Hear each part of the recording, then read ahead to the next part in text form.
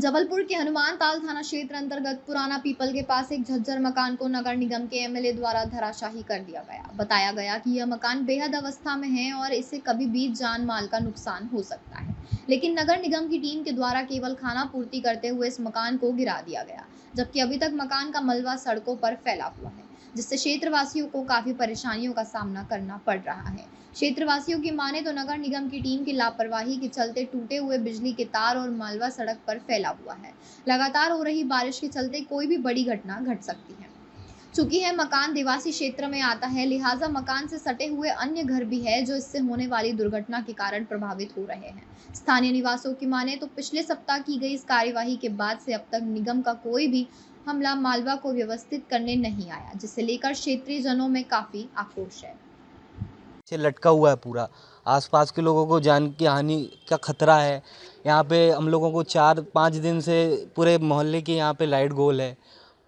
पानी का यहाँ पे कोई साधन नहीं है, पानी की लाइनें टूटी हुई हैं। अभी इस स्थिति में आदमी मतलब कैसे रह सकता है बताइए, पूरा खतरा है, कभी भी गिर सकता है मकान। मानते नगर निगम की लापरवाही है? लापरवाही है ही, बिल्कुल है उन पे। वो अभी आप बताइए, एक मशीन बोल रहे हैं, तो क्या नगर निगम के पास एक ही मशीन है क्या? उनके पास बहाने के लिए एक ही वो है। किस जगह पे है ये घर? ये आपका हनुमान ताल बड़े जैन मंदिर के पीछे है, बरसैया दूध डेयरी के पास। आपका नाम बता दीजिए। मेरा नाम शरद अग्रवाल। राजकुमार दुबे की नानी का मकान है और ये बहुत पुराना और बहुत जर्जर था। इस जर्जरता को देखते हुए इनने अपनी सुरक्षा के लिए तो किराए से 2 साल से रह रहे हैं, लेकिन ये हम लोग के भरोसे छोड़ गए थे।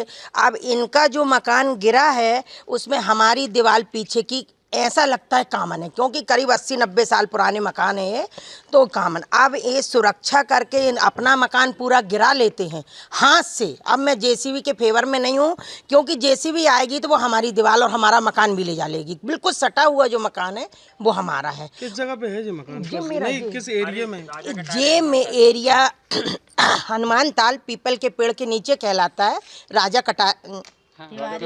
तिवारी जी का बाड़ा। कितनी दिक्कत हो रही है इस मकान के गिरने से सबसे मेन तो बिजली का खंबा तक का पता नहीं है, मलमा में दब गया है। हम लोग की लाइट टूट के घरों में पड़ी, हम लोग के छोटे बच्चे हैं, नाती हैं, परिवार है, सब बिना लाइट के बैठा है। रहा जो कुआं में मशीन है, तो मशीन वालों की तो मशीन चली गई, और जो हाथ से पानी खींचता था वो तो दब ही गया है। तो वो पानी के लिए भी लाचार, मतलब लाइट, पानी और रहना तीनों मुमकिन हो। बड़ी लापरवाही है। अब लापरवाही तो क्या है, उसका तो कोई ऊपर तक का हिस्सा नहीं, उसको कह देते कि कितनी लापरवाही है। उसको तो आप समझ सकते हैं, आज 7 दिन होने को हैं, 7 घंटे आदमी काटना मुश्किल है, फिर तो 7 दिन हो रहे हैं। आप बताइए कितने परेशान हैं। आते हैं अधिकारी नगर निगम के?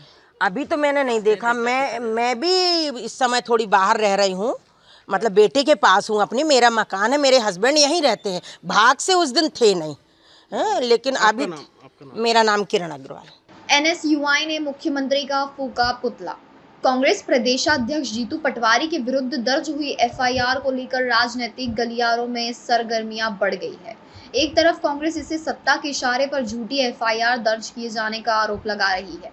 इसी कड़ी में जबलपुर में एनएसयूआई कार्यकर्ताओं ने मालवीय चौक में दर्ज हुई एफआईआर का विरोध करते हुए सीएम मोहन यादव का पुतला फूका, जहां एनएसयूआई कार्यकर्ताओं और पुलिस के बीच इस दौरान झड़प भी देखने को मिली।